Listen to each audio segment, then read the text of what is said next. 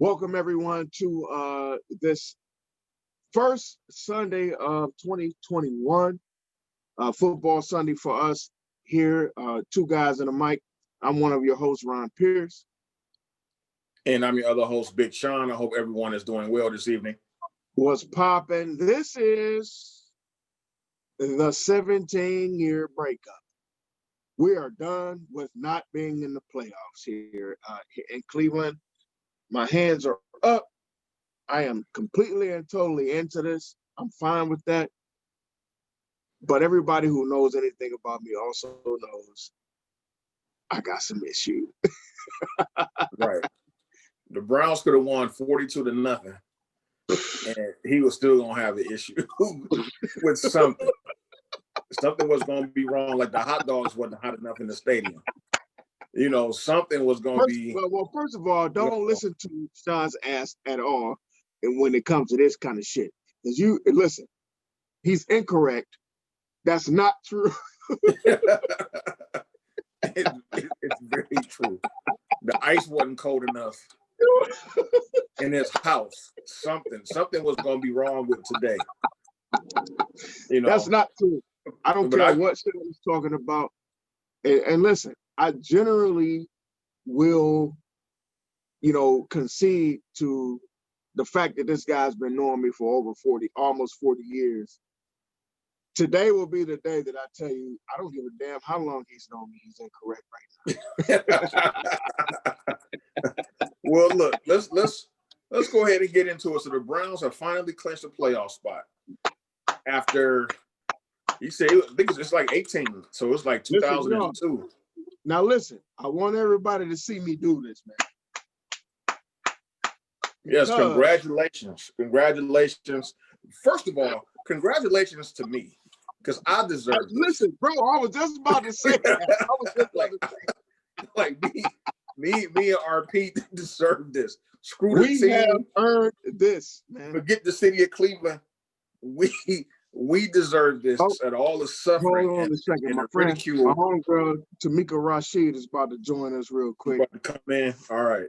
Yeah. But yeah, we deserve this playoff clinching. More than anybody. I'm not going to be arrogant like that, say more than everybody, but the whole city of Cleveland deserves this. It's a good day. They gave us a heart attack, like in true Cleveland fashion, and we can't do anything easy. Everything has to be hard. Everything. So we can let's go ahead and toast. Let's go ahead and toast to toast, bro. All right. Let's take a toast. Hey, Cleveland Browns, I love y'all. I've always loved y'all, and we are in the goddamn playoffs. Let's get exactly. All right, cheers. Now we'll deal with all the other stuff that comes with this as it comes, but you can't deal with any of it unless you're in the playoffs. So I'm more than happy that we've figured out the playoffs, but I think I'd be remiss, and I think to be completely and totally honest, you'd be remiss if you acted as though this game was flawless. This game was not. By no means was it flawless. I think your friend is in. Is she in? Tamika, you in? I am here. She is in. Hey, y'all, give some love up to the homie. She's the first female we've had in the show. Tamika Reed. Oh my God. She is a Delta. So shout out to the DSTs. I ain't gonna do none of that stuff, but get in trouble. Don't get in trouble. I know. Listen, I'm not trying to have her hang up on this. Right. Because if I do it wrong or mess it up, she's not gonna take the disrespect. No. It's okay. It's all good. I'm flattered to be the first female. Wow. Okay. All right. Yeah, you win. All right, nice to meet you, Tamika.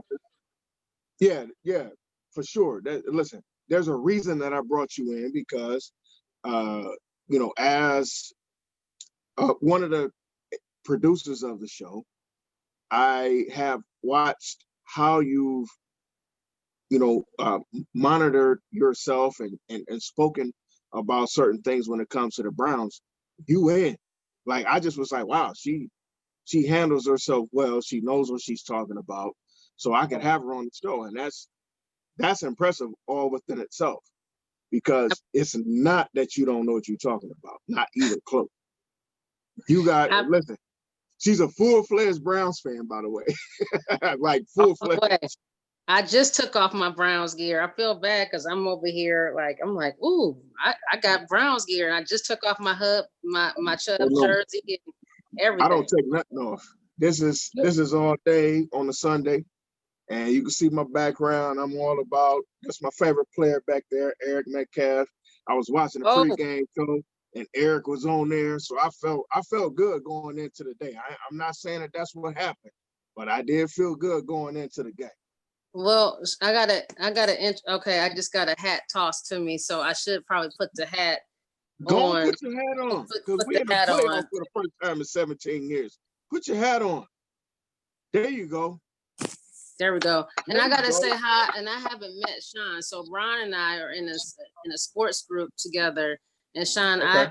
I follow you as well on the IG. So I appreciate the great introduction, and I won't stay long. I mean, I listen and I follow. I think I'm just super lucky to be around men, you know, who know the game, and you know, as a mom of football players, absolutely, you know, football is football for me. So I'm a diehard Browns and Clevelander first. So born and raised. Shout out to JFK, that Lee Road Miles area going there. JFK Eagles. All right, Fighting Eagles. And so shout out to them. But my boys are both football players. My youngest is a junior at Shaker, wearing a good Shaker shirt right changed into, and my oldest is a second year at the Air Force Academy. So wait, say that again. Nice. Say that again. He where? At the Air Force. He's at the U.S. Air Force Academy out in Colorado Springs, Colorado. Let's go ahead and get an Air Force some love, because you know, you already know I'm an Air Force veteran, boy. We don't play them games around here. We don't play them games around here. It's all about the Air Force here. All right, so I appreciate the love. I appreciate that you follow us. One of our 8 listeners. So I appreciate it. You know, I'm gonna have to shout y'all out. I'm gonna give you a shout out. Here's the thing. You know, obviously, like the boy's dad, and you know, one of their goddad, and you know, he doesn't count. He's from Michigan, but you know, their god. Yeah, he doesn't. Yeah, the goddad is you know, in DC. So that's who really needs to be on the show to chop it up. He'll keep y'all show going. He's a Billy St. Joe's. But I've got to tell him about the show and get him on the show. He'll keep the show going. Yeah, he lives in DC, but he's originally from Cleveland. And good guy. Is he a Browns fan or is he a Baltimore? He's a super Browns fan. Okay. And he's gonna be impressed that I was on this show. So I gotta definitely get the link. And he's not on Instagram, so I'm gonna have him follow your page and try to get you.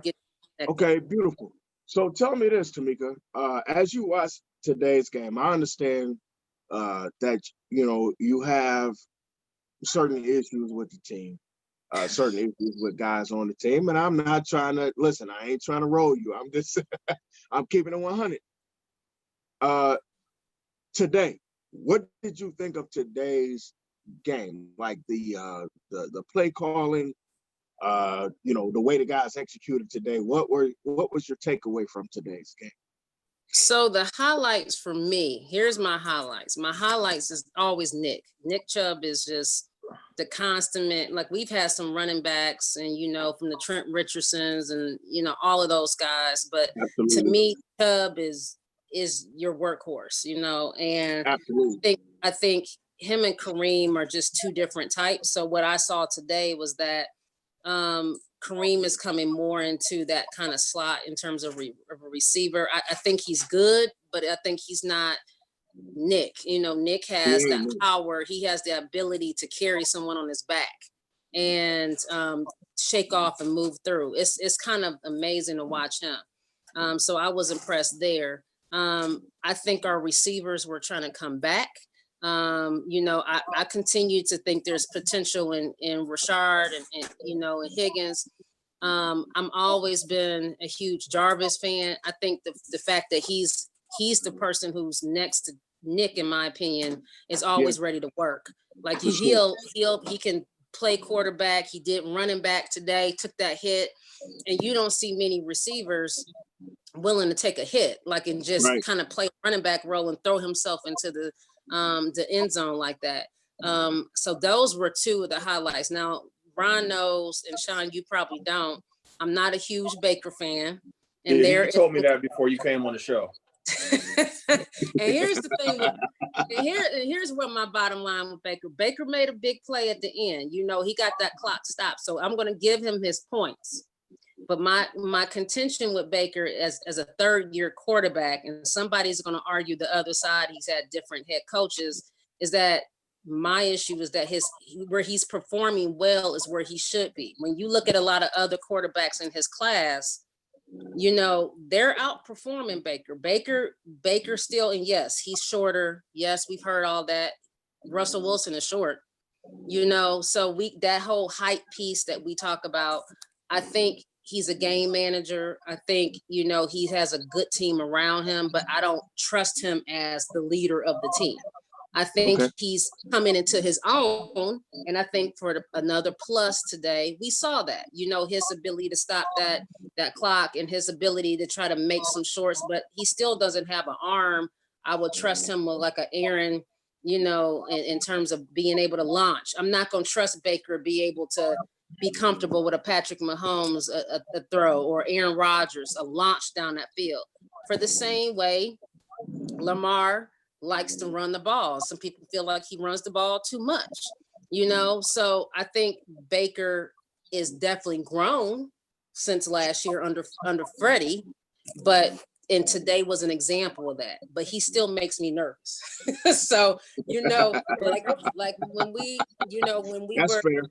and here's the thing, if you go back to Tennessee, to me, that was one of his better games. Like I was like, okay, can we get this on a regular basis? So I tend to get beat up. I have another friend who is a Clevelander. I got to get these guys on y'all show. He lives in Columbus. His name is Alfred Thompson. We go back and forth constantly because he's a Baker person. He puts all the facts out. He puts all the stats. But again, Baker's issue for me is his lack of consistency. You know, And he's that's a little fair. Baker isn't.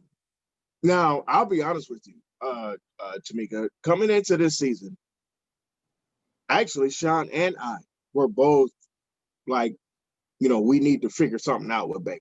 We were the same way that you were as Browns fans.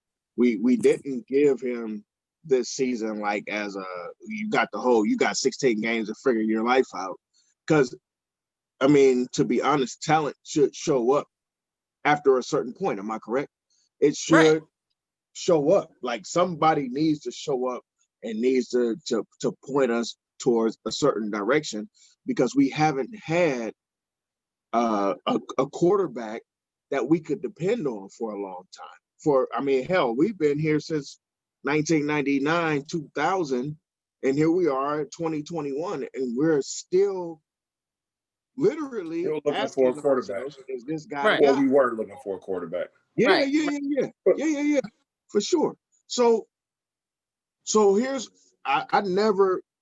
One of the things, Tamika, I wanted to just make sure that you understand this, because we don't talk that often in face to face. And a lot of the guys that might be listening or who might watch the show, Tamika and I actually have never ever met. That's crazy. But we know a lot of people, so we are in the same circles often. Yep.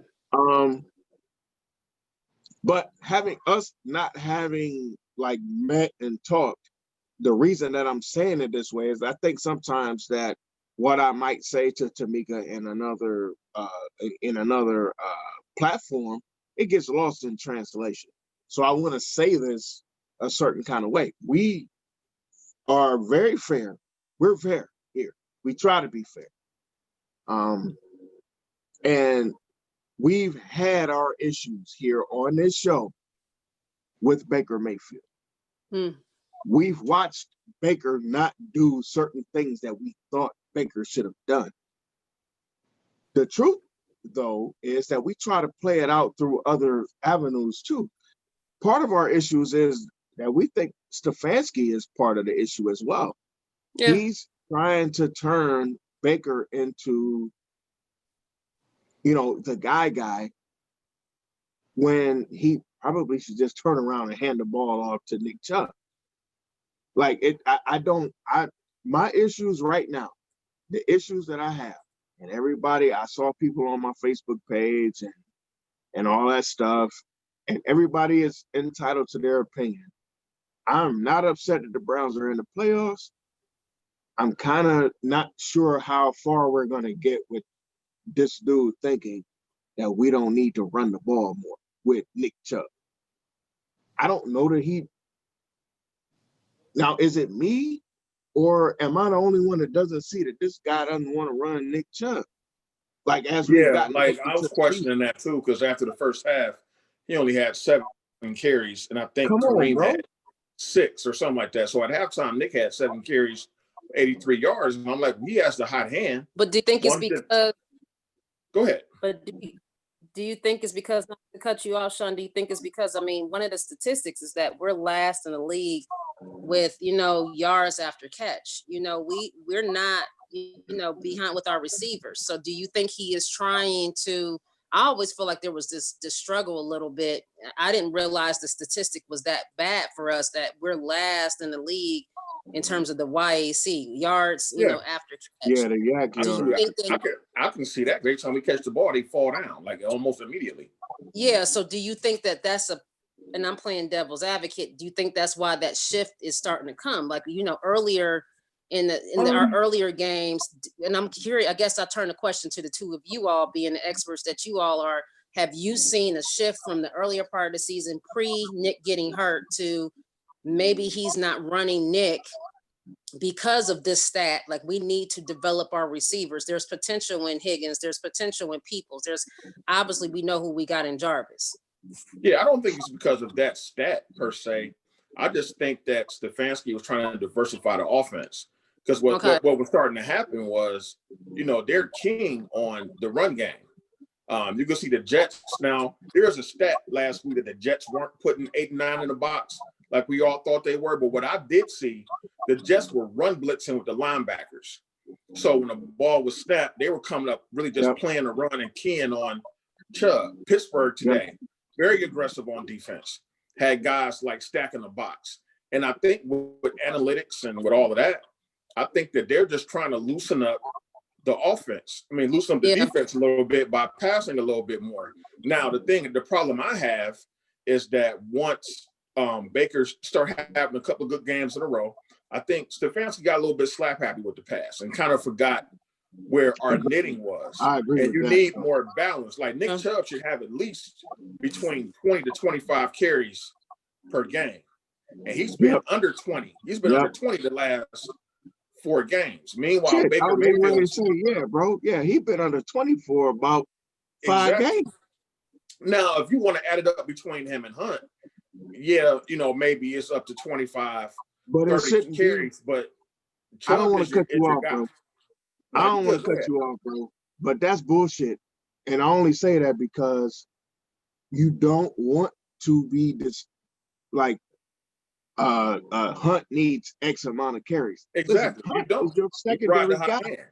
Right. You got to go with the guy who's averaging 6.5, 7 yards. So when you're on 3rd and 1 or 3rd and 3, you're on 3rd and 3 and you're dropping back to pass because you don't have Nick Chubb on the field. That's your fault in terms of how you called that play. Right. I agree 100%. And on top of that, too, I think Stefanski is trying to do too much instead of just sticking with what works. Like today, we didn't do any screen passes that have been working. We didn't throw any passes to the running backs in the flat. Like Kareem Hunt, get him the ball in the flat. Get him in open space when you get a mismatch on line. It's those inconsistencies in the play calling that I am having a problem. I would definitely say that we we need to continue to his underdevelopment. I mean, again, you know, Ron, I put that on your page, is that Yep. when I look at Stefanski, he got us to an 11-5 record. So there is something that he's done that we just haven't had in other coaches. But I think, you know, when I look at what happened with Kitchens last year and what's happening with Stefanski, when it talks about Baker, is that Baker still has some things that people aren't sold on in terms of his skill set and his talent. You know, he Right. throws wide, you know, and then, you know, he's not giving, that doesn't make it, his passes that accurate, that kind of can give the receivers the ability to run, and as opposed to having to adjust, then run. So I think that's part of what you know, it's like, whose responsibility is that? How does Baker continue? You know, one of his critiques is like he has to keep working on his game, get off the commercials. So I know I'm hard on him with that. So there is some pieces, I think, too. Yes, the play calling, but it also is about a skill set and talent with Baker that he needs to continue on. I can't It's a disagree at all. few things that can't you know disagree they at need all. to work on. Right. And you know what? Oh, go ahead, bro. I'm sorry. No, I'm Go just ahead, saying, you know, Tamika, I was one of those guys that was saying that Baker, you know, I wasn't giving him a pass, but I was being understanding with his inconsistency because he had 4 head coaches and 4 offensive coordinators in 3 years. Like, I don't think any quarterback can be consistent and successful in that type of environment. And I think what Stefanski was doing, you know, he had to relearn a whole new offense with no offseason program at all. So I think early in the season, they were relying heavy on the run game and bringing Baker along slowly until he started to get a hold of the offense. But like I said before, once Baker did start to get a grasp and started playing better, Stefanski got away from his bread and butter. And you can look at Chubb's face. Chubb is pretty emotionless anyway, but I can kind of look at his eyes when I see him on the sideline. He's like, man, just give me the ball. Yeah, he's not happy right now, bro. He's not happy. That dude had 108 yards on 14 carries. Now imagine if you'd had 20, 25, you'd had about 150, 160 yards, and listen, and would have made the game a lot easier. And there you go. There you go. Thank you, bro. That's when I was getting ready to go. Like, sometimes if you just, the dude had 6.5 carries, 6.5 yards per carry, going into him having any other runs after the freaking touchdown. So every time he touched the ball, he got 7, 8 yards. Every time, 7, 8 yards. Boom. He just fall forward. Next thing you know, we 2nd and 2. But you don't have this dude on the field. So here's what people miss in some of my posts. Yeah, I put on the post, Kevin Stefanski called an awful game and XYZ and blah, blah, blah. I did. I put that on my post purposely because I wanted to get some kind of a feedback. But here is where I was at. So as a coach, if you're calling these games and you're trying to put your team into a spot that they've never been in before, at some point you kind of have to just take, and Sean said this, not even me. So at some point you kind of just have to just take the full reign of what this is and just run it into the ground. You just have to just do it. You just got to take this thing by the head and drive it into the ground and say, this is what we're trying to do. We're not trying to, do the sidebar stuff. We're not trying to figure it out later and all. And I've said this too. At some point, you just have to understand what this thing actually is. We haven't made the playoffs in 17 years. Man, just make the freaking playoffs, bro. Oh yeah. Don't make this bigger than what it actually is. Just make the freaking playoffs. And we've heard, and Sean, I don't know that Tamika has watched this, but Sean will attest. I had a breakdown in the middle of the season. I lost it. I completely lost it because Kevin Stefanski said something that I thought was the most ridiculous thing I've ever heard. he just felt like each game was its own game. And I'm like, man, we playing in an AFC North, man. Nah, this ain't no, oh, we'll just win it next week. No, B, you got your ass handed to you. Yeah. You have to show up week to week to week. And when you play in the AFC North, you understand two things. One, this is a tough ass division. And secondly, if I win this division, I can win the Super Bowl. And if you Right. don't understand those two things, I don't know why you're coaching in this division. Yeah, You I think have he to understand that. Yeah, I think he definitely has shown as the season has gone the greenness that is a new to a head coach. And my hope is that There you go. he takes some times and he reflects. The other piece that I think we got to remember, and I'm a college administrator by trade, 5 days a week. I work at Cleveland State. And what I give the context to is that we're working at unprecedented times. With this COVID, Agreed. with this Agreed. pandemic, I think Right. we have to think about the layer of effect that it's had on the NFL. Like when you look at other leagues, you look at the NBA, you looked at Major League Baseball.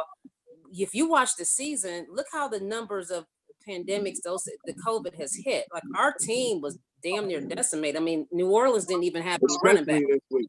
Especially this week. So I guess I throw that out to be a caveat to think about, like being a new coach, 11-5 in a pandemic, and you're just trying to get to the playoffs. Like Just putting everything as proper perspective. Yeah. And this is why, again, folks, this is why I bring in the people that I bring in. This ain't an accident. This shit ain't no accident. I bring in the people that I bring in because, or we bring in the people that we bring in because my folks have an understanding outside of just, I love the Browns, or I love this, or I love that. The folks that I bring in have an understanding about the entirety of what's happening around us. Yep. I mean, my friend has kids that are playing right now in a dangerous situation, just like Yeah. the Browns are. So Yeah. she has Right. an interest on a lot of levels, bro. Yeah. She ain't just a fan. She's a mom. she's an administrator at a school. Like, goddamn, she got the whole world, and Right. she understands it. She gets it. And this is why I bring in the people that I bring in. I I do appreciate not do this by accident. I don't. appreciate that. I You made don't. me feel good before I get off of here. It's funny because my son just walked in here and you brought something up, and I want to say this before I let you all go, is that you talk about coming in. My son, on a personal note, had COVID. He was a college athlete who contracted COVID, and he's an inside linebacker. He'll kill me. Inside linebacker for Air Force. And, I watched, when the conversation talked about should the college players continue to play, I was personally affected. I went through the EKG test and everything that you're reading in the media to see on a personal level, the mental aspect that it plays, because these guys want to play. This is the young college Division I level. Absolutely. Now you put this in the NFL team's terms, we're just trying to get to the playoffs. Selfishly, as fans, we want our players to play. We wanted Denzel to play today. We wanted our wide receivers. Josh, Joe Hayden was on Twitter going off because he couldn't play. We're just lucky in all perspective, honesty, to have gotten this far. Miles is still struggling right now. Exactly. Thank you. If you look at, he's struggling. He's not 100%. Yeah, no, hell no, he's not 100%. No. So, and listen, and we appreciate every angle, especially as a mom, because we understand that takes a lot. That, like, we're sacrificing your son basically to be out there on the field. And listen, because I watched, now nobody will believe this, but I actually watch Air Force football because as an Air Force veteran, I love Air Force football. But I've watched your son play. I've seen your son. Even before I knew that was your son, I was like, wow. Oh, okay, I see. Yeah. So trust me, Tamika is 1000% correct. Yeah. It's hard as a fan to be basically like, yo, let's do this. But it ain't you. It ain't your kid. It ain't, and my niece plays basketball in Cincinnati. So again, I understand damn, do I want my niece out there? Yeah. Do I want my niece to take this L? Do I, you know what I mean? So I understand the D1 issues, and you want to be out there. You want to be the guy who gets your kid or the person that gets your kid to the next level. But you're also jeopardizing a lot of stuff. And when you're a parent, and when you're like a sidebar, because I'm just an uncle. My niece that's my niece. She ain't my daughter, but she's my niece. So I do get it. But this is why I bring certain people onto the show. And this is why I want to present this, because we do actually have a full-fledged care for the process that is being a fan, and in a process of being, treating and talking to the athletes. Hell, I would even like to, interview your son as he's going through this kind of stuff. This would be dope. You don't say that. He's in the next room, so he's my extrovert. He'll pop in and talking a little bit. Hey, that would be dope to even have him on the show like that. That would be dope. So guess what? We about to talk to Tamika offline after this when she gets, and we might have our first quote unquote almost pro athlete come on to the show. But but let's get back to the Browns, man. So I get where everybody was going with Stefanski and how everybody was kind of saying, man, he's new to this and all of those things. But here's my take. And I'm just gonna say this, and then I'm gonna give it to Tamika before she gets out of here real quick. I didn't like the game plan today. I hated it. I flat out hated it. Now, we play the same team next week. So was he tucking things in, or was he just not prepared for today? Tamika, please handle that for me, like real quick. Or what do you think, or what do you see? Am I short-sighting things? Like what? How do you feel about that? In terms of our preparation? Yeah, like the coaching. Like I didn't like none of the play calling. I just felt like he missed some stuff today. No, we didn't. Where the hell was Nick Chubb at? Like, what were you doing, man? Ron, I can't even disagree with you on that. Like me and you gonna say the same thing. I was talking about it with, and my son is standing here, as a matter of fact, so I'm gonna have him pop in and say hi before I go. Please do. I will. I'll have him say hi, because he was like, what are we talking about? But to answer your question for you and Sean real fast is that the play calling we're gonna have to adjust. I mean, we play the same team next week, and they're not gonna practice squad. Hell, to be honest with you, they didn't have their practice squad. A lot of the Steelers fans were like, hey, good luck playing our practice squad. But they had a lot of starters out there. Yeah, you had that wasn't no practice squad. Thank you, Sean. Just because you had Mason as your quarterback, I mean, you had he was the only bum out there. Mason was the only bum on the field. Everybody else was a regular dude that you would have seen on the field. To be honest. You had Claypool. I mean, depending on the timing, we may not get Denzel back. We may not get Joe. They may not get Joe Hayden back when we play, because of that protocol with COVID and everything. They hit the thing late. They hit that thing late, man. God dang, they hit that thing late. The thing I'm going to say is, number one, defense. I can't. The defense we need to have a Zoom meeting as Browns fans collectively to talk about what we need to tell Joe about the defense. Second of all, that defense has been trash all year. Yeah. And I knew that. That's why when guys were coming down with COVID this week, I was like, it don't matter who they throw back there. They're going to be trash, whether they have full strength or half strength. It's So going to be the I same said the raggedy same old thing. defense. I said Sendejo and Tanisha will tell you this. I said, oh shoot, Sendejo ain't playing. We ain't gonna miss nothing. I said that in one of our groups that I'm in with Tamika. So he's like, man, is he that bad? Yeah, he's that bad.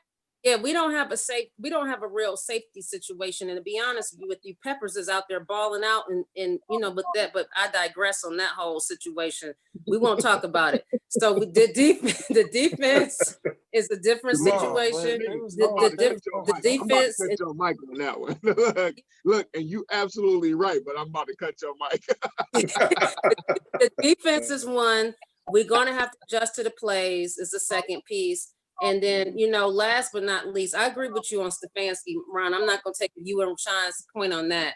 And the last thing is we got to get Nick the ball. I mean, you laid it out. I mean, he's our key. You got to get Nick the ball.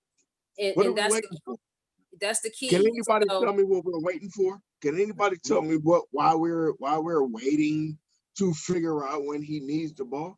Can anybody tell me that? Not at He's all. He's averaging 5.5 yards a carry.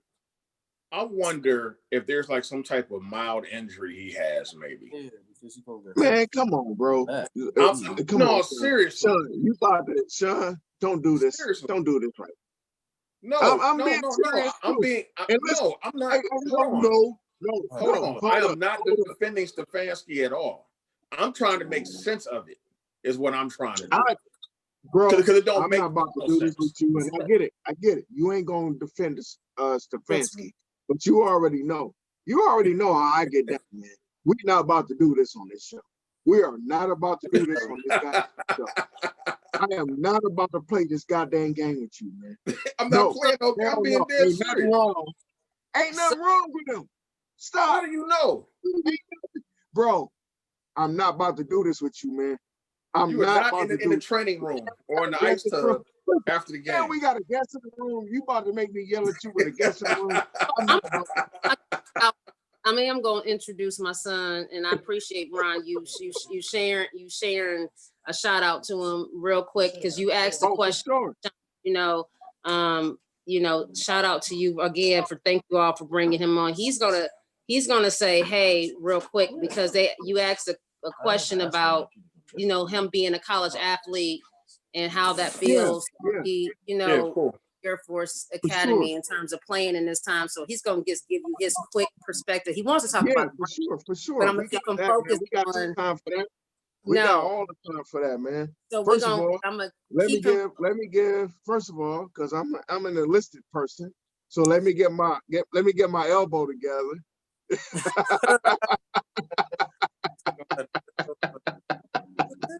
Go ahead, sir. Go ahead, sir. I'm not doing well, man. Hey, listen. First of all, I appreciate you being on the show. I appreciate your time. I appreciate what you've given to this country and what you're going to continue to give to this country. Because most definitely. Appreciate it. Thank you. Yeah, it's just brick by brick for me. It's just a grind. Yeah, for sure. So while we have you on the show, man, could you explain to us in layman's terms, because I understand I'm probably, I understand what you might be talking about when you go to the military discussions, but everybody doesn't. But in layman's terms, explain to us how difficult this is right now in terms of COVID, in terms of being ready to play from week to week, because I understand it's very, very tough. Yeah, it's very difficult. It's just it's in general. There's a lot going on, like in life, and especially like being a collegiate athlete. But honestly, with COVID-19, it's really just for people to kind of focus on the little things, and those little things kind of add up to like your mental health being shown good or bad type of thing. There's a lot of stuff that and a lot of factors that tie into just like preparation in general, and then when you're going week to week, there's a solid chance that you may not even play, especially as being a senior and like, games being limited, it really affects just how you approach things. And that was probably one of the biggest things, our team personally struggled with. And, I'm sure teams all across the country, look at the Buckeyes, like they had to do a lot to even get to where they are. Right. So, right. I got a quick question for you. So did they have you guys kind of in a bubble situation where you guys weren't playing during the week? Did you have restrictions on where you could go and not go, and where you tested every day?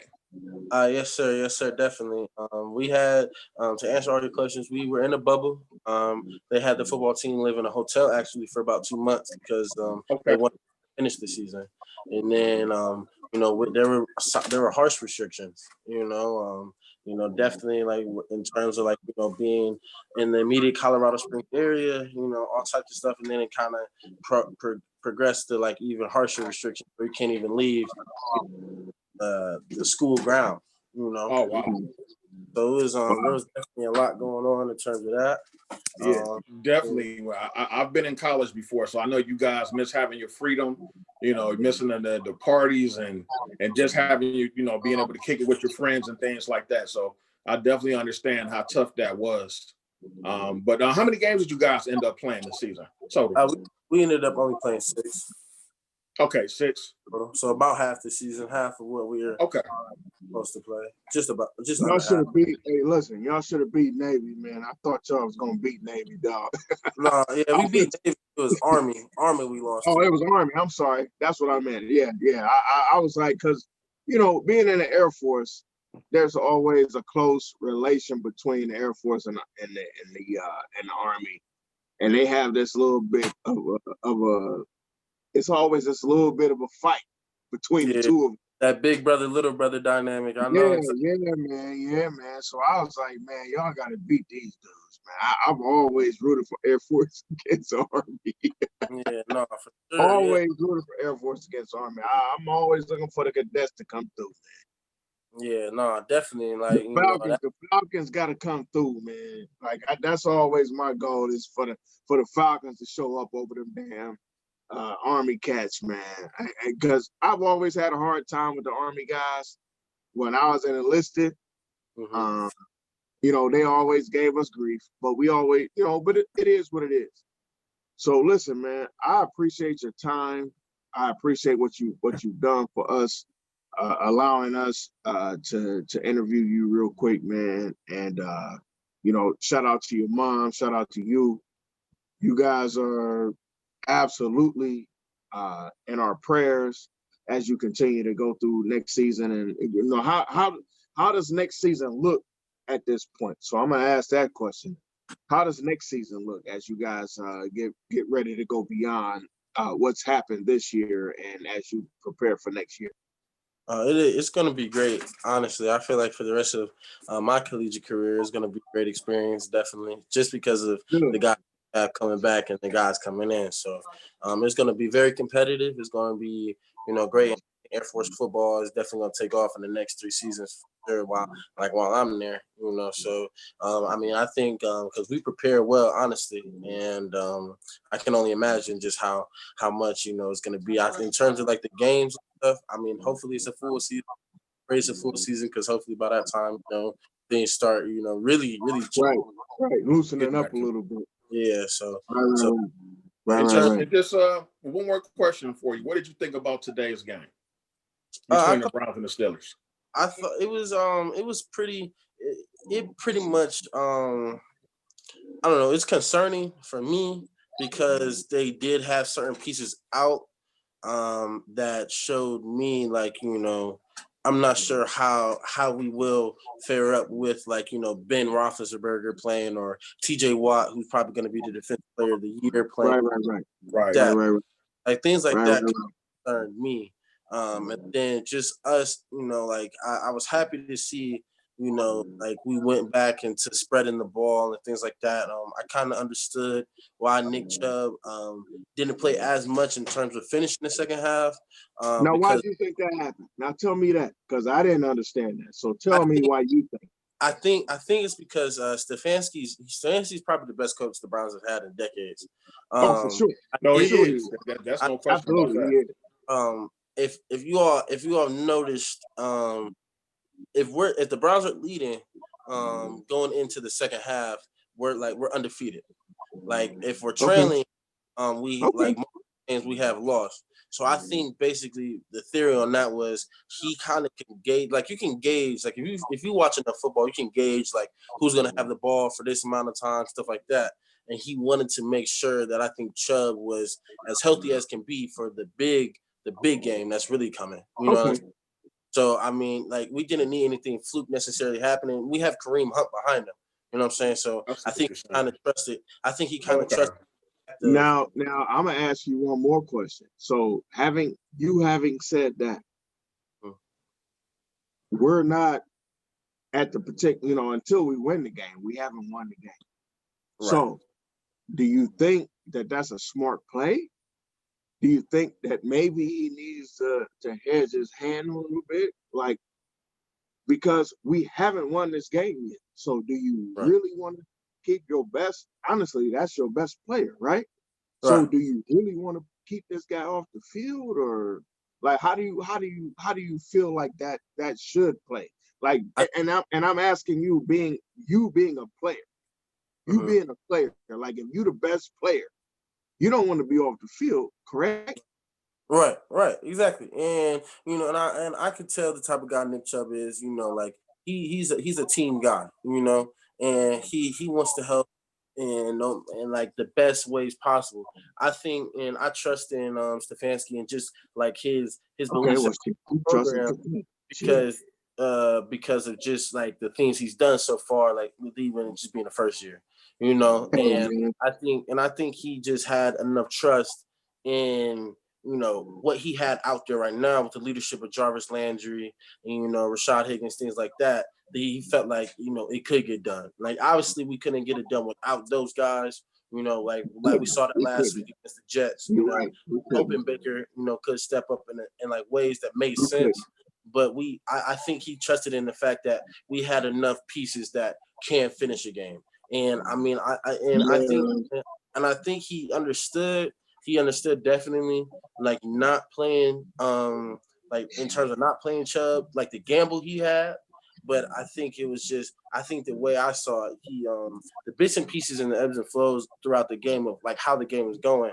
I think he could tell, like, okay, if it needs to be that, it needs to be that. But I don't want to take a risk and put him out there and he ends up getting hurt. Like we're really, man, listen to me. Bro, you coming on this show so many more times. Your insight is incredible. Your insight is incredible, man. Excellent insight, excellent analysis, man. Yeah, excellent analysis, man. Way to break this game down. You've talked me off a ledge. I was on a complete ledge. Ask your mom. I was on a ledge. I was going in on a whole bunch of other people. But bro, your analysis, bro, you coming on this show again, man. I don't know if it's gonna be while you're in the Air Force or while you playing in the NFL, but you coming on this show again. I appreciate it. Yeah. Listen, man, I appreciate your time. I appreciate your efforts, bro.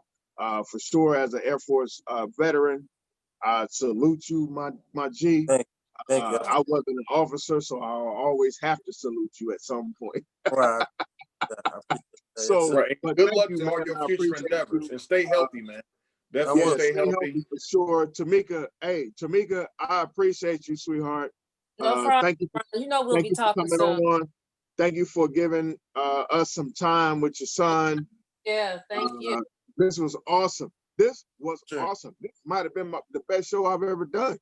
I appreciate you. I appreciate you, man. I appreciate you for sure. All right. Y'all take care. Have a good night. All right, you too. You guys have a good night. Hey, be careful. All right. All right. Take care. Bye. Man, that shit was dope. Yeah, it was, man. That was great, man. It was great analysis. We got some insight into the life of a D1 college football player going through these times with COVID. That was dope. That was dope, though.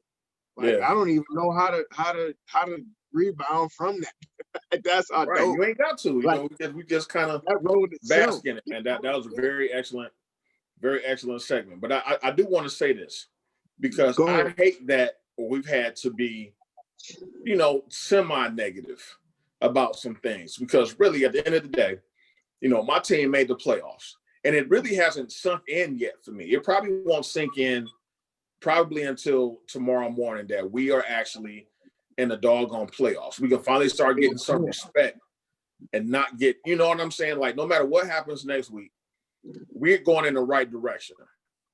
And Yeah, for sure. you know, in which Stefanski, you know, he has a learning curve too. We have to be fair. You know, he's a rookie coach. He has a learning curve. Let's just hope he learns from it. That's the thing. You know what I'm saying? Don't keep making the same mistakes that may cost us games. Whatever you know, he's not perfect. He's human. So I want to give a shout out. I'm not giving out individual game balls today. Don't get no game balls. Don't get no game balls because honestly, we can't do that. We can't do that right now. Why not? We can't do game balls yet. We get game balls when they win the playoff game. Well, they won the game today. We give game balls after every game. What? So I'm giving a game ball today. I'm giving a game ball to the Cleveland Browns organization. See? And this is why I don't like Sean. Well, we've given game balls for 16, 17 weeks.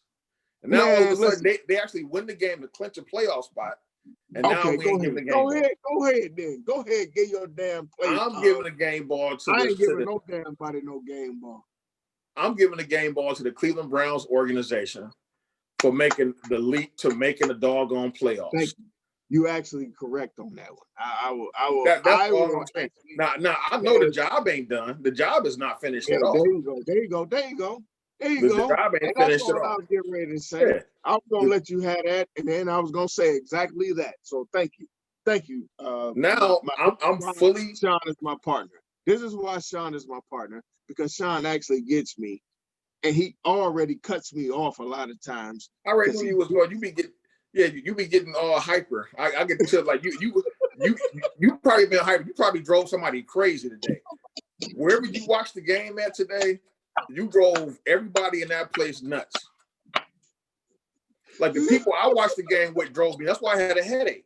I had a splitting headache. You didn't see my wife's post? My wife put up a post today of me pacing back and forth.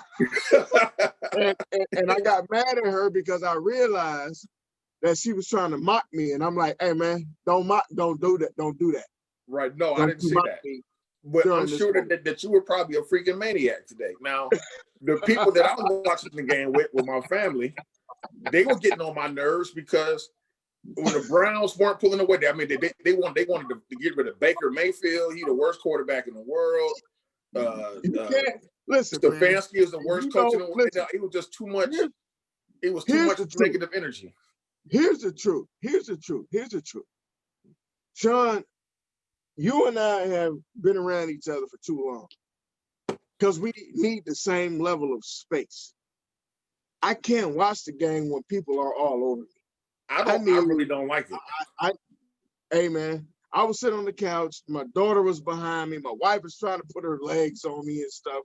And I'm like, do y'all see me watching this game? And then people, it's the game. And then people start saying ridiculous stuff. Like, so somehow the conversation came up that, well, if Cam Newton, if he get released by the Patriots, I wouldn't mind. We should go ahead and get him because he better than Baker. I'm like, y'all done lost y'all damn mind.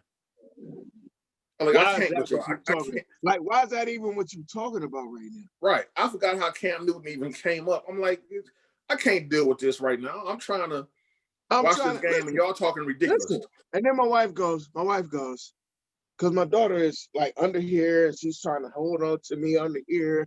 And I'm sitting on. My wife goes, right. Why do you act like you don't want us here? Because I don't. I'm trying to watch the game. God dang it. Right. And people wonder why. Like, how come you don't go out and watch the game? I go out and watch the games not frequently at all. Like if the Browns ever go to the Super Bowl, you know what I'm gonna do? People think I'm lying when I say this. I'm renting a hotel room. I gotta get away from everybody else. At an exclusive hotel. At an exclusive. I might be in the city that the Browns play the Super Bowl in. Yep, I can't be in where the hotel. Right. I can't be where they at. I need to be away from everybody because I just don't. I can't do this, and people don't get that. Like my family, one of the things that my family has learned to understand, like I curse, but I don't curse. However, when my kids hear me say certain words, they're like, "Oh, he's watching the Browns game." like they explain it away. Like, "Oh, he said, that multiple word. Oh, yeah. He never cusses like that. Right. He's watching the Browns game." Like that's who I am. I gotta say certain stuff. I gotta be in a certain spot. Stop touching me. Stop.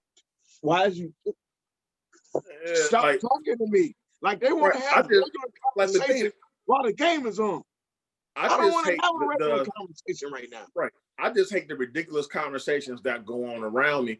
Like even like doing a Super Bowl, I hate Super Bowl parties. I go to them. Bro, go ahead. Could you imagine a Browns Super Bowl party? The Browns are in the Super Bowl. It'd be awful. Because everybody's gonna think we're gonna do something to lose. It'll be so much negative energy in the room that I can't deal. I can't do it. Everybody's gonna be on edge. Everybody will be on edge. Now, I'll say this: it's kind of like when I went to the Cavs when they won the championship. I could probably never go to a Super Bowl party, but I could show up after we won. Oh yeah, that's different.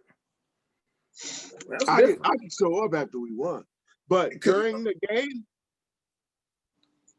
every time I go to a Super Bowl party, I end up rewatching the game on a replay the very next day because I don't never get into. Because there's so much talking and banter going on that I can't.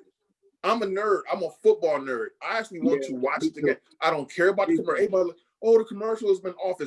The commercials have been awful since Nipplegate. So why do y'all expect the commercials to be good? There haven't been. You know what I'm saying? I don't want to talk about that.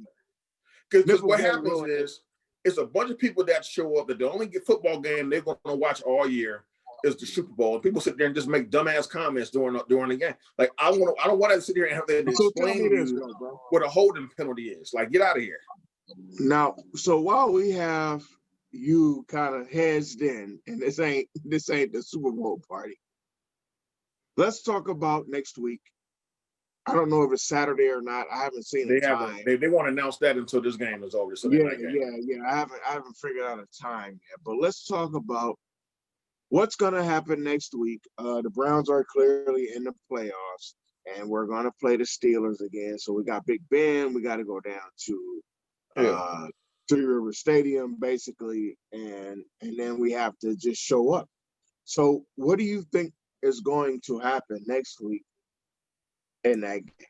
And I know we'll talk about it again as we get further into it, but I don't have the slightest idea because you know what? Because one thing, we don't know who's going to be back or who we're going to lose because of COVID. This is true. Yeah, is it late in the evening? See, here's the thing. When I actually sat down and thought about this after the game, Big Ben has kind of been struggling, right? Mason Rudolph looked decent against our beat up secondary. So my thought process was, all right, Big Ben is probably not going to do any better than what, because Mason Rudolph was hitting his open receivers. He was getting rid of the ball. Like when the Browns did get pressure on him, he just lofting the ball up. The receivers were going up and getting them. Had about 3 or 4 lucky passes. So I was like, well, Big Ben being hurt, older, and kind of scuffling. I was like, well, Big Ben probably is not going to do too much more than what Mason Rudolph did. We pretty much held their running game intact. No, they didn't have their full complement of offensive linemen in there. But, Connor didn't go crazy and Snell and them didn't go crazy. I said, okay, the defense is what it is. the thing that the Browns have to figure out, Pittsburgh runs some type of scheme that confuses Baker Mayfield.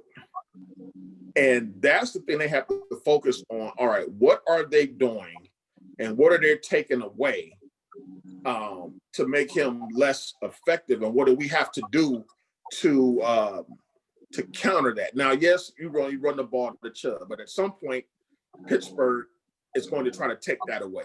What they do best, like teams like Pittsburgh, is they'll take what you do best for the most part and take it away and make you adjust and do something else. So now, our running situation, we've killed these guys in the run all year long. So let's just say, come next week, just like we saw today. Because listen, Stover, and we're going to have Stover in at some point in the middle of the week. Stover was like, "Oh, I'm glad y'all ain't using Nick Chubb because he's killing us and we can't stop him." Like he said,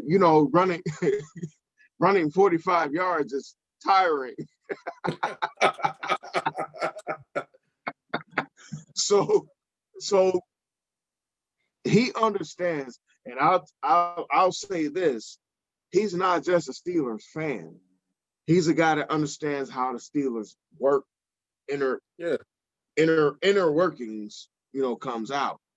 So I think he understood that keeping Nick Chubb off the field and all that stuff while the Browns were trying to put a play together, we're just going to reserve him. You can't, to me, and this is my issue, you can't reserve a guy when you haven't secured anything. Right. You have to play like you want to be there, and then you reserve a guy. You know what I mean? Like, man, you can't be doing this. Oh, well, maybe we'll play him this much. And man, if you don't put this dude in the positions to win, and then come out of that shit after we've won that shit, and it's okay. It's okay now because we've already won. But for anybody who's gonna give me grief, the truth is we hadn't won shit. We hadn't won anything. So there are people who keep coming at me right now saying I should just enjoy this win. It's not that I'm not enjoying this win. Unfortunately, I'm not a simple-minded Browns fan. I am a Sean-minded Browns fan. I'm a Browns fan who just understands that there's more to the play. It's more to the play. So now we're gonna go into you know what? The bigger issue I had too was that Joe Woods wasn't being aggressive. I'm like, look, you're getting beat whether you blitz or not. And I called it. And the one time we got aggressive and blitzed and got in his face and fooled through an interception. I said, so why aren't you doing this more time? I mean, Mason Rudolph was back there, man. He was making a bologna sandwich and he was making cherry Kool-Aid back there in the pocket. And I was like, man, just go at him. I think RP froze. Yeah, RP froze, so we're having some technical difficulties, but he'll be back shortly. So one of my biggest issues was that we were very passive on defense. And I understand why. With the Browns personnel, you're trying not to get beat over the top. So you're trying to keep everything underneath you. The problem is our safeties play so bad that we were still getting beat over the top. I think they had about 3 or 4, 30-yard passes. So my thing is, if we're going to give that up anyway, why not be aggressive and try to get in the quarterback's face and, and force some turnovers? So, yeah, I'm going to sound negative right now, and I really don't want to. But it's some things we have to clean up. Yeah, we lost you. Am I in? Yeah, you went. Now we lost you for about a minute.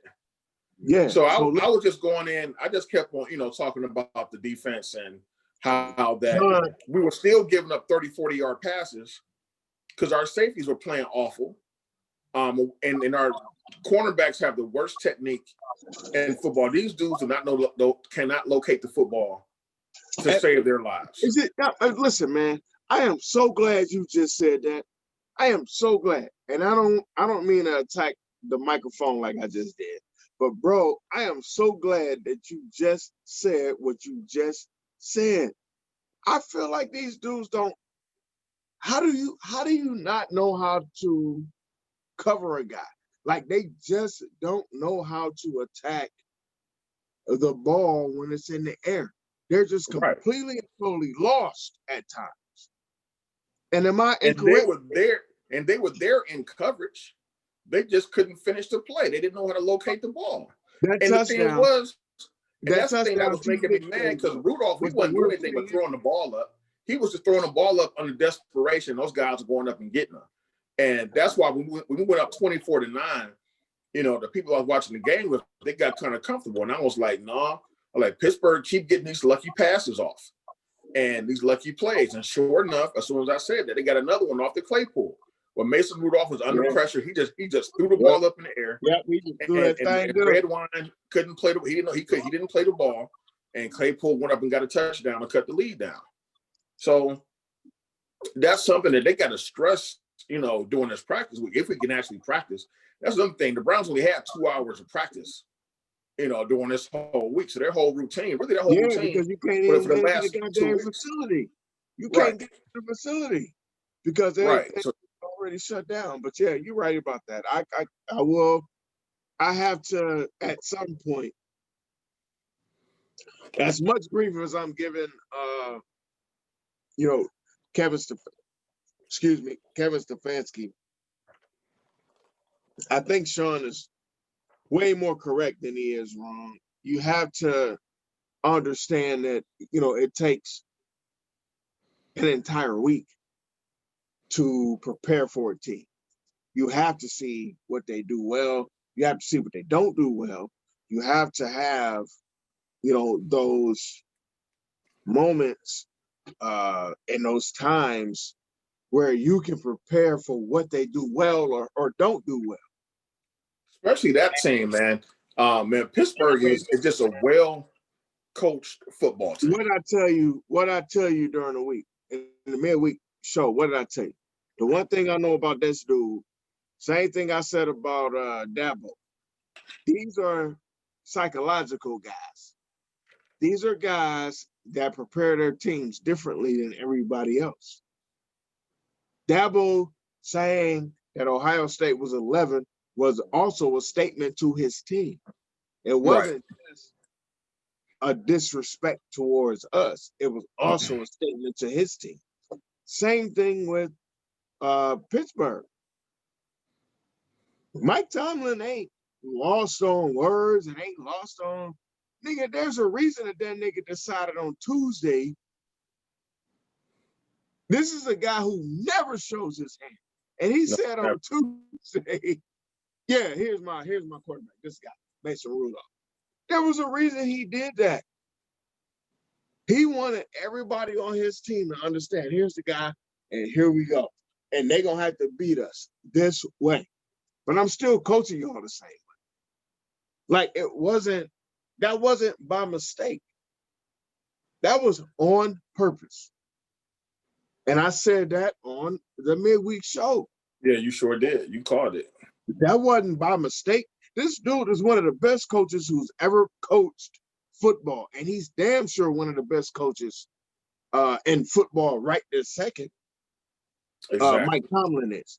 He's one of the best coaches who's ever underappreciated, but he is a great coach. Man, that dude is so underappreciated. It's crazy. Right. And the thing is too, I would not put it past him to say, okay, we could let them have this game. Now we're gonna play to win, but if they get it, we're gonna play them again next week anyway. That's it. Because they don't respect us. They have zero respect for us. This is why I love you and hate you at the same time, because you know too much. This is why I love you and hate you at the same time, because you know too much. That's exactly what the hell he's doing. That's exactly what he's doing. Yeah, we'll lose this week. So what? We saw everything these cats gonna do. They're not gonna beat us next week. And that's what Tomlin is thinking the entire time. Now, that doesn't mean that we're not gonna beat them, and it doesn't mean that we can't beat them. You have to understand how these guys move, though. The problem, and people that are saying, like, damn, why you got this guy on the show if you hate everything he does? The reason that I got Sean on the show is because he understands what I understand. The problem ain't us. The problem is the Browns. Right. We completely get what's happening. We understand that the Browns underplay certain things. We have to get into this game and understand that this dude is trying to outmaneuver us this week, not next week. He's been trying to outmaneuver us since last week. So in his mind, we got this close to almost not making the playoffs. These guys are coming for us next week. And Sean, tell me I'm bullshitting. I wish you would, but tell me I'm lying. They coming for us. No, you ain't lying at all. They coming full steam, full intensity, and we got to match it. Or like the first quarter is going to tell you all you need to know about this football game this week. When we go down 10-0, 14-0 first quarter, something like that, and we're not matching that intensity, or that's ball game. So these guys got to learn playoff football is a whole nother level. Playoff football, man, of intensity. It's playoff football, and that starts in the preparation for the game. Like the coaches have to prepare. Yep. Have so to be stop intense. with that. It's another game. Stop Right. with that. Oh well, I mean, we'll figure it out, man. You're not gonna figure this shit out. Sometimes you just gotta know what you do well and know what the other team doesn't do well. Right. And you don't want to do stuff like Doug Peterson just did during this game, where Philadelphia is down 3, and they just pulled Jalen Hurts out the game. He's not hurt. And they put in Nate Sudfeld. Look, fucking why are you doing that? They did that today too. Just bringing in random. Here go these guys. Quarterbacks. Right. And you have to stop with the, I'm trying to coach based on analytics. I swear to you, man, analytics are going to kill us at the end of the day. I need these dudes to understand that analytics win certain spots, but it don't win everything. You just got to. It is a balance, bro. You hit that, then look, he picked it off.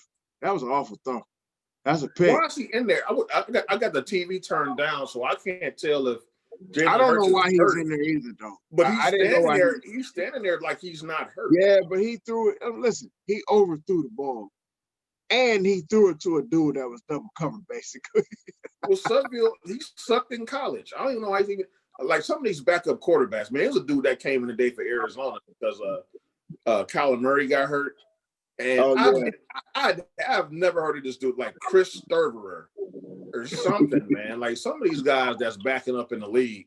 Meanwhile, Kaepernick can't get a job. That's another story. No, listen, you already know what that is, man. Right, I know what it is. But look, man, so here's the thing, America.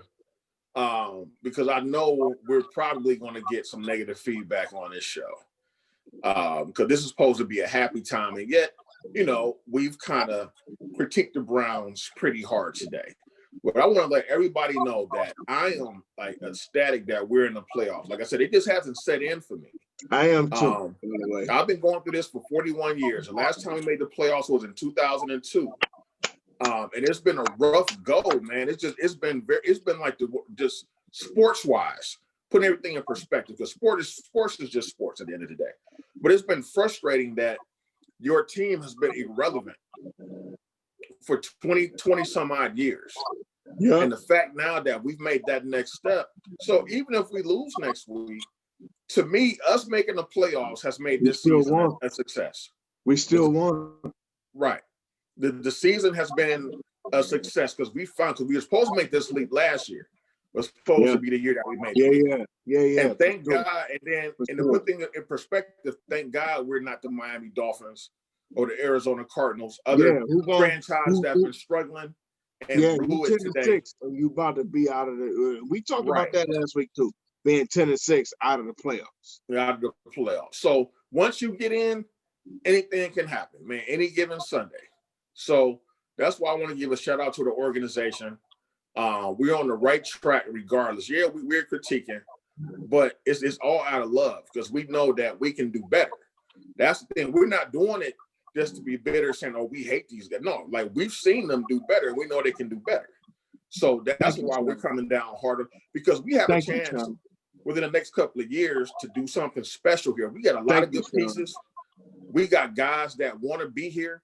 Most players come to Cleveland, get a paycheck, and want to get out of here. We got guys that want to be here.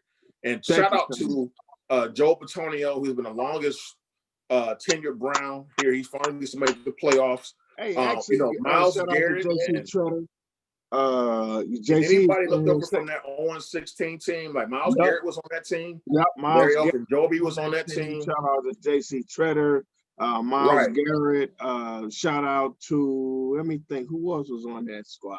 LO, Larry Ogunjobi, all y'all cats, man. All y'all cats. I want to give y'all some love, and Sean is correct. Listen, it's tough, and this is one of the reasons why we do this show. It's tough being a Browns fan. It's very difficult being a Browns fan on a regular basis. It's tough. We want to show love all the time, but it's hard to do it. And Sean will tell you, it's hard to just show love for no reason. And Sean is one of the least I'm gonna show your ass love dudes that I've ever met in my life, and so am I. And so am I. So am I. We ain't giving you no free ass love when we understand that we've done this. You know, ain't nobody else. I tell you what, ain't nobody else came outside in 1987 to, cover our tears, but me and this dude. That was it. Right. My mama sent me outside because she said, "You're not crying and you're not finna do this in 1987. And I walked outside, and there was one other person walking down the street at that time.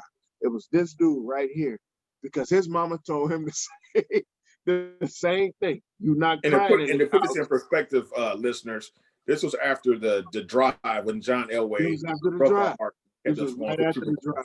Yes, I cried like a little baby. And I cried too. And my mother kicked me out the house, told me to go outside and play. And I cried, and my mama. So, and he was the only other dude outside. We were the only two people in the whole block outside playing, and we created a whole other scenario when we won the game. Listen, to make us feel better. I can't even believe you just brought that up, but we did. We talking about a whole what should have happened. What should have happened? Scenario. Right. It was almost like OJ in that book he wrote. If I would have done it, like if I would have killed him, and we was like, and the title of our book was "If John Elway didn't make that ridiculous drive at the end of the game, what would have happened if we would have went to the Super Bowl?" He made that field goal, because I ain't still sure that he made that field. Right. That was some bullshit. And he didn't. But here's one more caveat, man. Like I said, the football guys would have it no other way with us. This would only happen to us, man. Look at Suffield. It's awful. Yeah. He then came in and turned the ball over twice. My God. But the last two times we made the playoffs in 1994 and in 2002, we were eliminated both years by the Pittsburgh Steelers. So it seems like they're making us exercise all our demons. We had to beat them to get into the playoffs, and to make that next step, we got to beat them exercise in the playoffs. Right. To exercise these demons. So it is what it is. I'm excited, man. Like, the whole city is going to be on edge all week. I don't think it's really set in for everybody here yet either. But once you start getting the build up and the hype for the game, My next door neighbor is a Steelers fan, and he always talks shit to me, like all year long. Like if he see me with brown stuff on, he's like, "Bro, why you wearing that?" And, you know, like, and I don't care what I got on. I don't care what's happening. It could have been Right. Indians season, and I just threw my hat on. He's just like, "Man, why you got that hat on? Or why you doing that? I would help you put that together, but you got that brown stuff on." Like he's that guy. He's that Right. Steelers fan.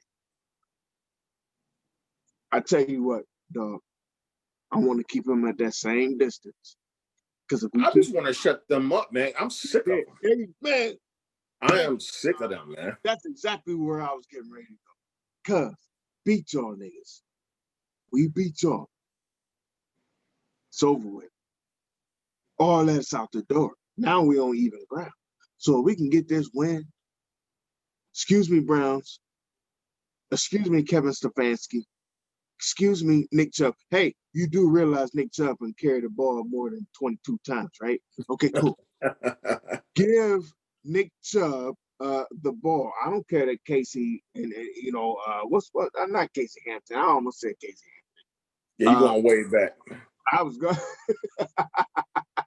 I was going back too far. What's my man name that was at Ohio State? Hayward. Yeah. You know, you got Cam who didn't play today. Cam didn't play today. But you got Cam coming in. Listen, make Cam work. Make Cam play. We can win this game. Now, we'll get into deeper parts of that when we get into our midweek show. I'm not gonna go deeper. Right. I'm just gonna celebrate the fact that. And matter of fact, we have a lot to talk about on our Wednesday show. We got that. We got the Ohio State game. We got a lot. So, and I need to bring one of my people on. I was thinking about bringing Corey on. I'm thinking about bring Corey in, man. I might try to get like you said Stovers probably come on Wednesday. I might try to bring see what he's doing that night. I might bring him in too, just so I can give him grief. Yeah, you know, the Cowboys blew a game today. They didn't make the playoffs. We haven't given him no grief in a long time, and he gave me grief the other day. I told you I had to text Sean the other day. Corey was giving me so much grief, and I was giving him the same grief back. I said, "This dude is so mad at me right now." Right. So we might bring him in. We might have two more guests Wednesday because we have a lot to talk about and a lot to cover. And you know, we want to get different perspectives on everything, man. And so we always want different perspectives, man. It's not just about us, and it's not just about what we think is right. It's not just about what we think is the best angle. So we always try to bring in folks that feel a little bit different and have a different perspective. And that's what we try to do today. That's what we'll always try to do as long as we bring in new people. So I just want to say learned individual, and he wouldn't even be considered if he wasn't. So Corey is I love Corey. You know, we've been knowing each other since we were little kids. So but Corey can be a handful all at the same time. Yeah, he is, right. Definitely a handful. And I want to say one more thing, because I would be remiss if I didn't say this. Being, people may think that we're angry today, and I'm not. It's just that I give you this kind of give you this caveat. Let's say I fell in some hard times and I didn't have a meal in 2 or 3 days, right? And then somebody has a kindness of their heart, say, "Hey, let me go in this Subway real quick and get you a sandwich since you're hungry," right? But they bring me, because Subway's turkey has no taste whatsoever. So they bring me a turkey sandwich with no condiments, with no mayonnaise, no mustard, no nothing. Now, I'm thankful for that sandwich. Thank you, because now I'm full. But damn it, like you could at least put a little mayonnaise or some lettuce or something on there. And that's kind of how that's how this game feels. So I don't want to say like that I'm ungrateful, but that's what it's like. Yes, we made the playoffs. Look, that's but it. I just saw some stuff that just didn't make me, feel good. Like my boy Russell. I texted him earlier. I was like, man, how do you feel today? He was like, man, I feel like that we was in school and passed the test with a 60. And that was like the perfect analogy. Look, that's it. and listen, people, we don't want to give people the impression that we're not satisfied or like we don't get it or we don't understand. Man, listen, ain't nobody on the earth that's gonna ever tell me as a Browns fan I don't get it. Yeah, exactly. Are you kidding me? Are you kidding me? When I get kicked out of my house because I'm crying that the Browns lost, there ain't a person on this planet that's gonna tell me I don't get it. I get it. I've cried for the same team. And trust me, if we would have lost today, I'd have been. Matter of fact, it wouldn't have been no show. Probably, bro. It probably would have been no show today. Or Ron would have been doing the show by himself. If we listen, hey y'all, here's hold on, wait. I'm sorry. Let me move this out the way. Let me get this mic perfectly in my face. If we had lost today, Sean is absolutely correct. There was no way he was going to be on this. No way. He would have texted me his impressions on the show. He would have never given me his impressions on the show, not the actual impressions on the show. Sean wouldn't have done it. He wouldn't have done it had we lost today. If we had lost today, this dude would have inboxed me or something like, man, I'm not doing the show, bro. Blah, blah, blah. Like, I actually told my wife this. I was telling my wife this before the game. And she was like, why are you setting up the show the way that you're setting up the show? Because I have been like talking, literally, I have been talking my way through the show. So my wife is like, what you doing? I said, I'm just talking about the show, just in case, whatever. And she goes, do Sean, like Sean don't work through that with you? I said, Sean don't even know how crazy I am. Like, I'm that insane. Like, I want to do the show in my own head sometimes. I said, but the reason I'm doing it this way is because we don't even know if we're going to win. Like, I'm not giving, right. You know what I mean? Like, I didn't just assume we was going to win today. Right. I'm legitimately like, I don't know if we're going to win or not. So I'm working this shit out in my head. And my wife lost, I would have been in the bed by 5:30. Listen to me. Seriously. Y'all have no idea. Sean, you know how many times I've called Sean in the years past? Like, just to try to talk to him. And after the Browns lost, I want to not answer his phone. Like, he just won't answer his phone. Nope. I'm better at that now. I'm not like that now. His only response to that was nope. Nope. When they answer on the phone, nobody. My mama will call. I ain't answering because I was like, I don't feel like talking about them losing. Like, why do you want to talk about them losing after the game? Look, I'll be calling Sean like, man, I gotta talk to the dude because I know this dude about to be, he ready to jump off the ledge. I gotta call Sean. He don't care that he getting ready to jump off the ledge.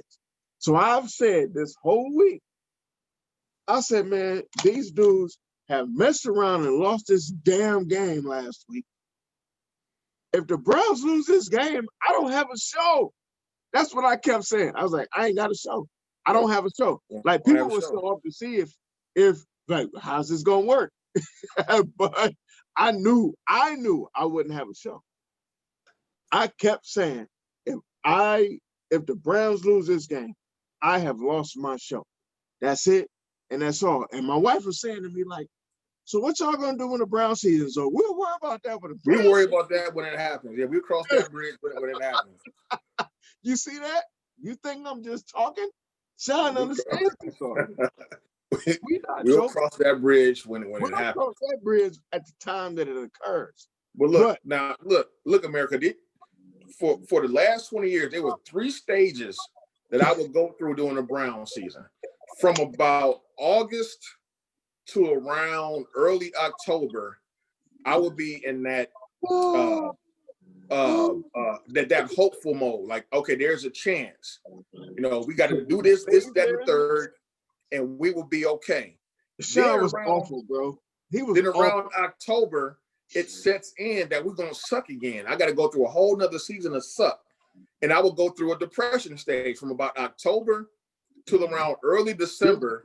I will be football depressed, where I would not enjoy football because we suck. And then around early December, I just stopped giving a damn at that point. At that point, I'm apathetic from December all the way until training camp in July. Man.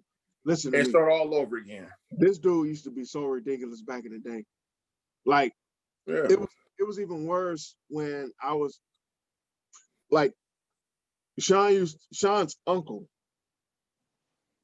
was a season ticket holder. So I would go to a games, let's say early in the 2000s. I would go to a lot of games because Sean, you know, had tickets. His uncle lived in Cincy. So he wasn't up here for all of the games, and he used to work for ESPN. So Sean and I would go to a lot of games back then. But then there were games where Sean would call me, and I'd be like, "Yeah, I'll go to the game," thinking that Sean was coming with me, and it was just me. Nah, yeah, it's like, I ain't going. I'm going to sit out the cold to watch them bums. Like, it no, was just me. Like, it was just me. I thought I was going to keep him company, and he set me up for the whoop. But then I became a season ticket holder as well, so it made it harder to try to fool him into some games. Man, going in there late in the season when they suck, it'd be hard going out. When you're in game 14, you already know what it is. You're like this, like, right. No, I'm not going, dog.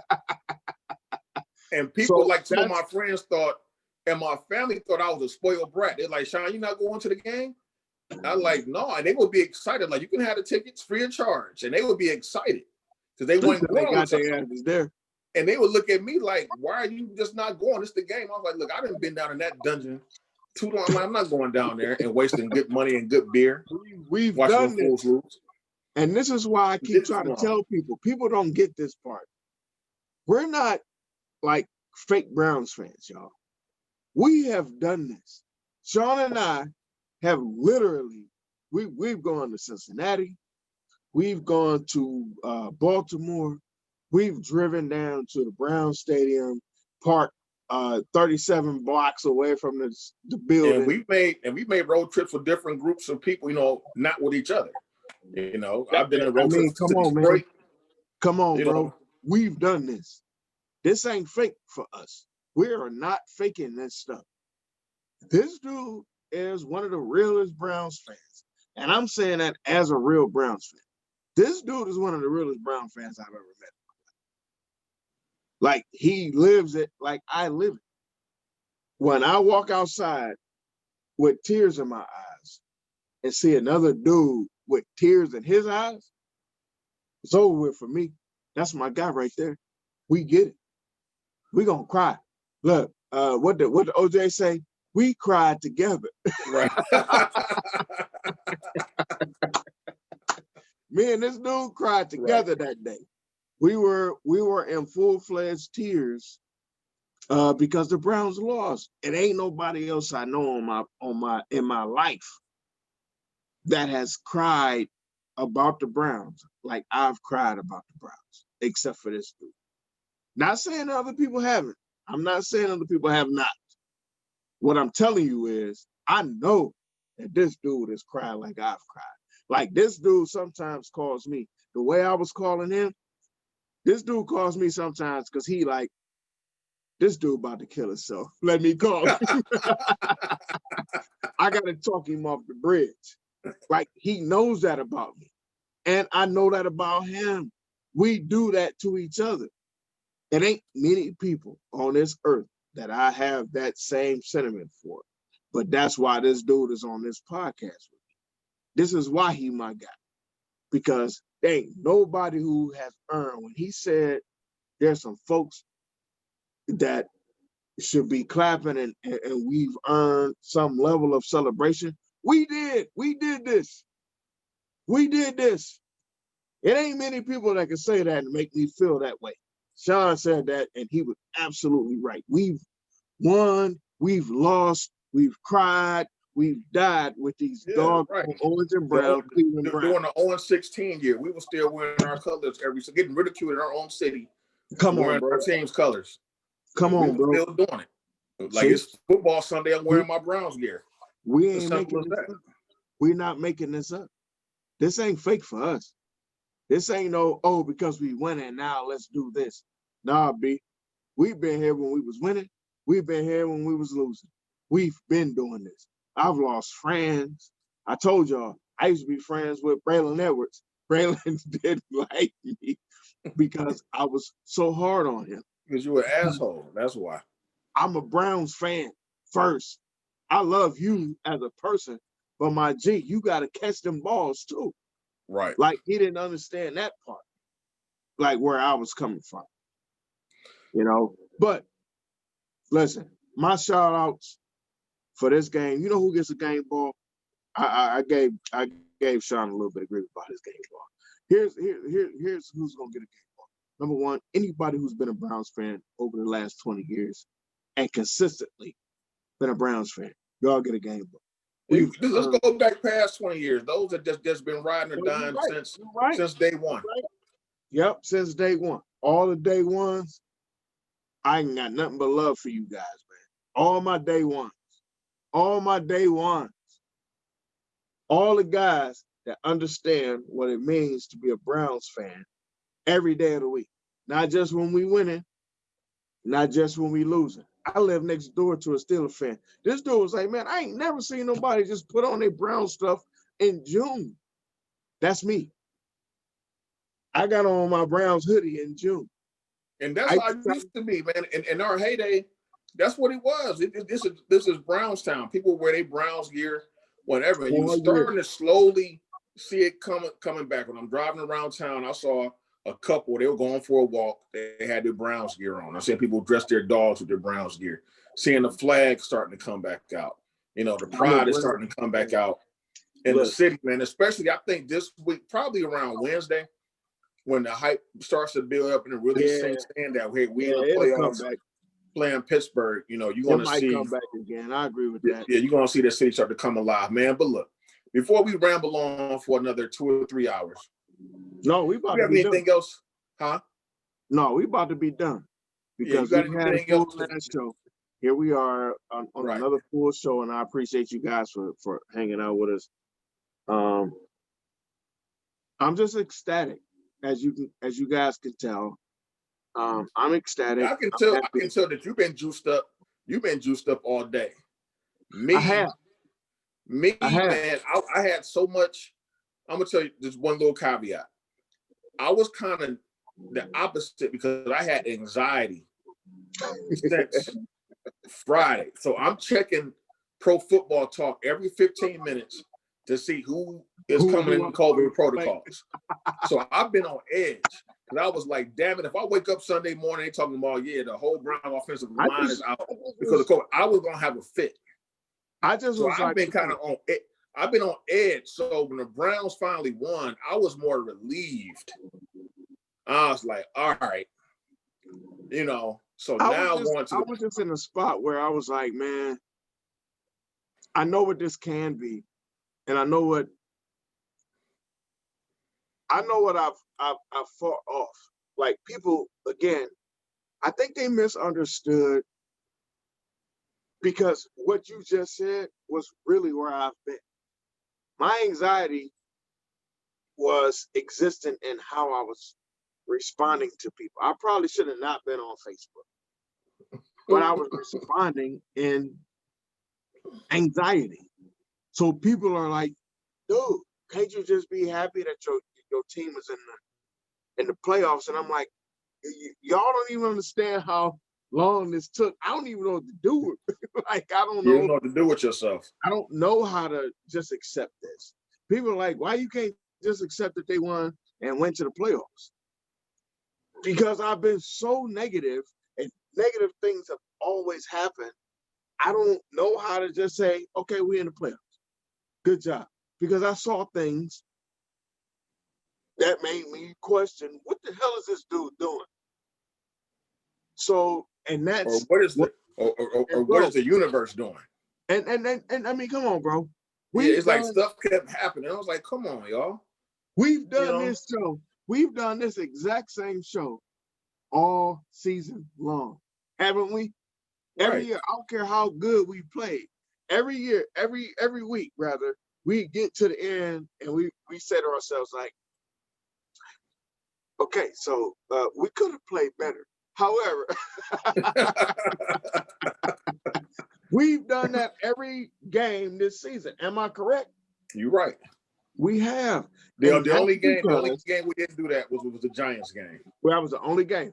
But that was when I'm saying to you, or what I'm saying in saying that is, you've understood, just like I've understood, why we are where we are.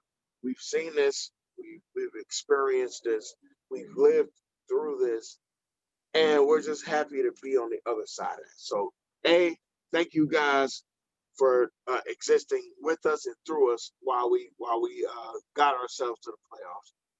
It doesn't mean that we're not happy, but man, we also understand how the Browns work. Yeah, and like in this, it's stressful for us. We take this serious to heart. I had it too far to heart. We take this thing all the way to heart, bro.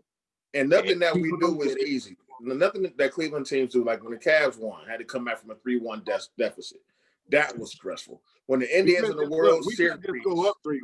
We couldn't just go up 3-1 and win. Right, and just finish it off. We got to be down 3-1 and win. Right. The Indians go to the World Series 3 times in our lifetime, and they were all the Braves wasn't so much a dramatic series. Getting there was. And then, when we played the Marlins and the Cubs. We beat Seattle at that time. Like, we didn't think we were going to beat Seattle. Right. And so those are all dramatic. So that's all, man. Like, we're just emotional when it comes to our Browns. And we want to see them play up to the best of their potential. So let me go ahead and just run down where you can catch us at. So you can catch us on Instagram at 2 Guys on the Mic 216. You can catch us on Facebook at 2 Guys on the Mic 216. You can listen to us on all streaming platforms, on Anchor, on Spotify, Apple iTunes, and Google Podcasts at 2 Guys and a Mic. And then you can go to our YouTube page at 2 Guys and a Mic 216. So we like to hear feedback when you see you guys interacting. We say this every week, that we will, respond if you leave a comment, whatever you want to, interact, any questions you want to ask. So I'm about to get ready to go to bed. I got an early day in the morning, and go Browns. Thank you for making this a wonderful day. Made the playoffs. We still got work to do. And against our hated rivals at that. So, it's time to get to work. Time to get to work. Go Browns. Let's do this thing. For sure. Nothing but love for my Cleveland Browns. And like Sean said, man, this is a beautiful thing. We have earned this spot, not just the fans, not just Sean and I. We have earned this spot, man. Browns did. And nothing here in Cleveland is easy. So apparently we're just supposed to keep that theme going. But shout out to Tamika Rashid and to her son. Most definitely. Thank you guys for coming on to the show. I think that might have been one of the best segments we've had. We actually had some guys that are playing in the league right now, or excuse me, not in the league, but in college football underneath the COVID protocols. So shout out to that young man. I appreciate you. I thank you for your time and your efforts, and also I salute you being an officer in the Air Force. And thank you again to Tamika for allowing us not only to, impede on her day, but impede on her time with her son. She's probably just trying to have a good day. And we like, yeah, can you put your son on the show too? You They're know, gonna waste his time too. Yeah, go ahead and bring him on. You know. So thank you, Tamika, for allowing us to kind of infringe on your family time and infringe on your personal time. We appreciate that. One of the best segments we've had, I think, on this show. And beyond that, man, I just appreciate everybody. Thank you guys. We'll see you guys on, I think we're going to shoot back at you guys on Wednesday so that we can discuss the upcoming playoffs, and also the NBA season. Thank you guys. Appreciate you. Love you, Sean, man. Love you too, man. Week, bro. Peace out.